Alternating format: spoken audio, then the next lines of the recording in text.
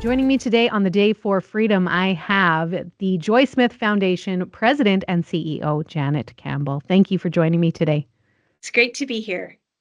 Just to start off really quick, for anyone who might not know what the Joy Smith Foundation does, can you explain that to us? Yes, so our mission is to end human trafficking, and we do that through education, both on a prevention standpoint, but also an intervention standpoint. And we do provide supports and services to those that have been affected by that crime.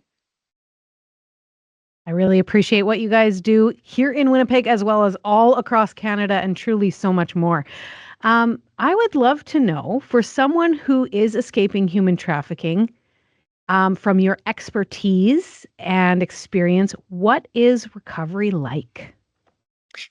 Well, the healing journey is monumental, really. It's something that does go through different phases. It is a journey that it can be up and down. Um, like anything, in life, when you try to make progress, it isn't always a straight linear line. It takes a lot of courage, and it takes a lot of hard work and commitment to really navigate through that healing journey. So what we find is, in Canada, there are not enough dedicated resources that have the expertise and the services that are really needed for survivors of human trafficking. And so what happens is they often are accessing other programs and services that serve a wider population. And that can really add to the challenges of their healing journeys. For example, might it be like, okay, well, I don't really know where safe to go, so maybe I'll go to this addiction recovery program because, hey, it's safe and there's something like, is that an example? Yeah, so there will be a number of different services that they will need to access, from shelter to services around safety and possibly medical or addictions, all of these kinds of things. And of course, there's many wonderful programs in our communities supporting those specific areas. But what we find very specifically for survivors of human trafficking, while those services are much needed and they're wonderful in our community, it is difficult for a survivor to have to navigate all of those services on their own, uh, when they are also serving a wider population. And what it does is it makes it more difficult for survivors of human trafficking to get the very specific supportive care that they may need in their recovery. And so, yeah, it's a real journey for them. Absolutely. I gotta say really quick, at the gala, when that survivor spoke, I, of course, couldn't hold back the tears. It was very powerful to be able to hear from someone and their story of hope as well. Yes. I would also love to know what might be some common myths about human trafficking that you could shed some light on. Yeah, so a lot of people continue to think that this is not something that would really happen in their community or could happen to their family. So, one of the big myths that we have is it is misunderstood just how prevalent this particular issue is in Canada and in every community across Canada. So, as a cancer survivor myself, one of the things I will often reference is the fact that, like cancer, human trafficking doesn't discriminate. It can affect anybody in any community, and with all different kinds of backgrounds. And so that is a myth that we do continue to try to raise awareness and educate people around.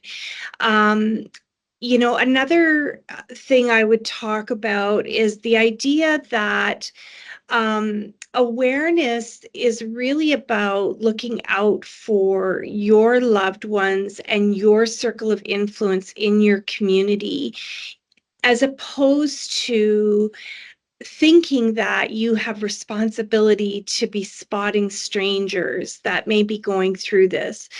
Of course, we absolutely all want to be looking out whenever we're out in the community for any stranger that may need help.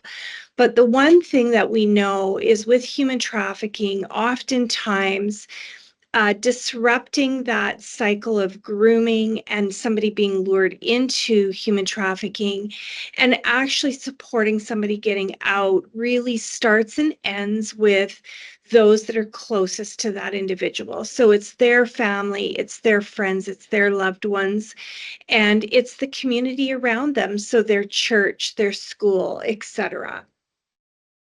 While, of course, maintaining privacy, is there any stories of hope that you might be able to share with us?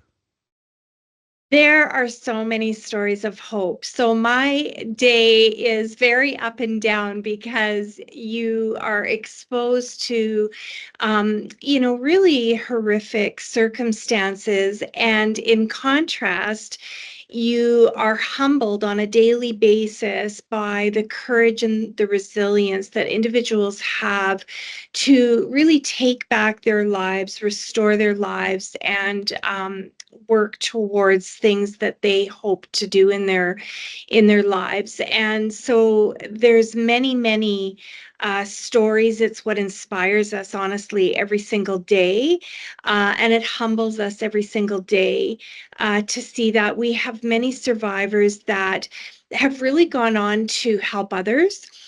You mentioned the survivor at the gala, and she's a wonderful example of somebody who has really gone on and has a beautiful life with a family and kiddos of her own.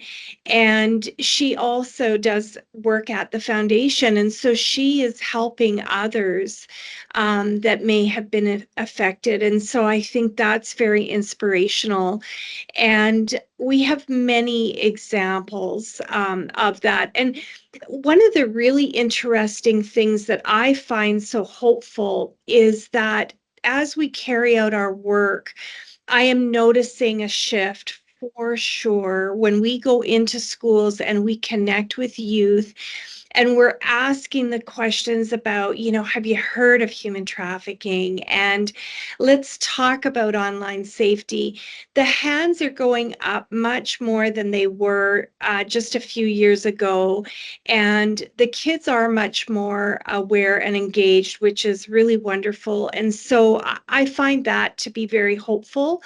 I think that's something that we can look at as making a generational shift for their safety and well-being. That is encouraging for sure.